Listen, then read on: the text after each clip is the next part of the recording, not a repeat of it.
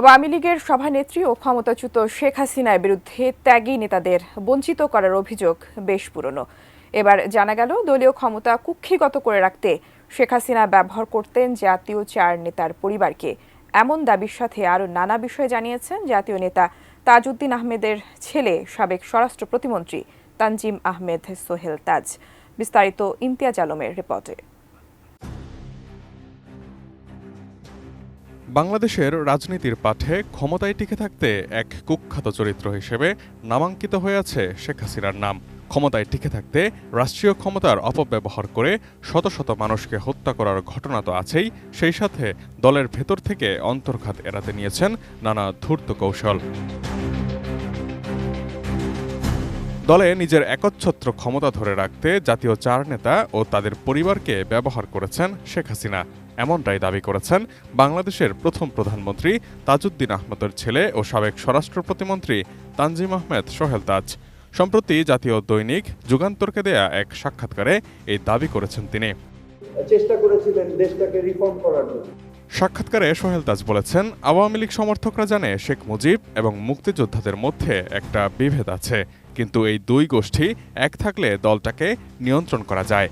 শেখ পরিবারের প্রয়োজন আওয়ামী লীগের মধ্যে ইউনিটি দেখানোর, আর আওয়ামী লীগের মূল ইউনিটি হচ্ছে জাতীয় চার নেতার পরিবার, কেননা এটি বিশাল প্রভাব ফেলে আওয়ামী লীগের রাজনীতির উপর, যার জন্য নানাভাবে জাতীয় চার নেতা ও তাদের পরিবারকে খুব কাছের এমন একটি ব্যাপার দেখানোর চেষ্টা করেছে আওয়ামী লীগ সভানেত্রী শেখ হাসিনা।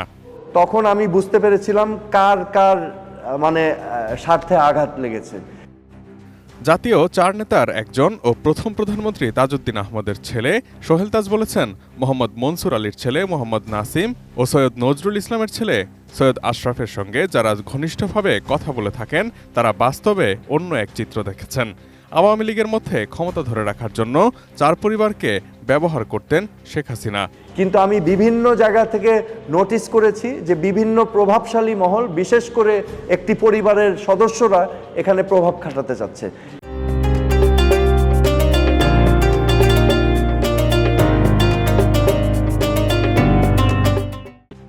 শেখ পরিবারের মধ্যেও কয়েকটি গ্রুপ ছিল এবং শেখ হাসিনা ও শেখ সেলিমের মধ্যে বিরোধ ছিল বলেও গণমাধ্যমে জানিয়েছেন সোহেল তাজ। শেখ হাসিনা ও শেখ সেলিমের বিরোধের বিষয়টি যাতে সাধারণ মানুষ বুঝতে না পারে, সেজন্য শেখ সেলিমের সঙ্গে সোহেল তাজের দ্বন্দ্বের বিষয়টি আলোচনায় নিয়ে আসা হয় বলে জানিয়েছেন সাবেক এই স্বরাষ্ট্র প্রতিমন্ত্রী। যেহেতু বিরোধটা আমার হয়েছে প্রধানমন্ত্রীর সাথে, ওইটা যাতে মানুষ না বুঝতে পারে এটাকে কাভার দেওয়া হয়েছে শেখ সেলিমের কথা বলে। বুঝাতে পেরেছি? তাহলে এক ঢিলে দুই পাখি মারা হলো। শেখ সেলিমের সাথে তার কোনো দ্বন্দ্ব নেই বলেও জানান সোহেল তাজ। তিনি বলেন, শেখ সেলিমের বেয়াই ইকবাল হাসান টুকুর উপর বিদেশ যাওয়ার নিষেধাজ্ঞা ছিল সে সময়। ইকবাল হাসান টুকু বিদেশ গমনের চেষ্টা করলে ইমিগ্রেশন থেকে সোহেল তাজকে ফোন করা হয়েছিল। তখন তিনি প্রধানমন্ত্রীকে ফোন করে জানান এবং প্রধানমন্ত্রীর নির্দেশনা অনুসারেই তাকে আটকে দেওয়া হয়। প্রধানমন্ত্রীর নির্দেশনা অনুসারে ইকবাল হাসানকে বিদেশে না যেতে দেওয়ার কারণে এই বিষয়টি নিয়ে মনক্ষুণ্ণ হয়েছিলেন শেখ সেলিম।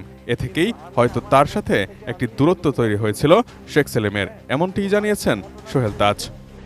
শেখ সেলিমের মনে হয় বেআই সাহেব, বিএনপির নেতা টুকু সাহেব, তো ওনার উপরে বিদেশে যাওয়ার নিষেধাজ্ঞা ছিল সে সময়।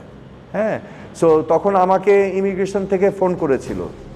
তখন আমি আবার প্রধানমন্ত্রীকে অ্যাওয়্যার করি যে এরকম ওনাকে আটকানো হয়েছে। প্রধানমন্ত্রী আবার আমাকে বলেছিলেন যে যেতে দিও না, এই আদেশটা আমি আবার কনভে করেছিলাম, তো যেতে দেওয়া হয় নাই।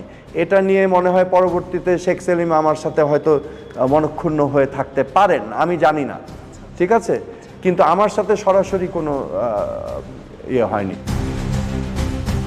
Imtiaz Alam, desk report, ATN news.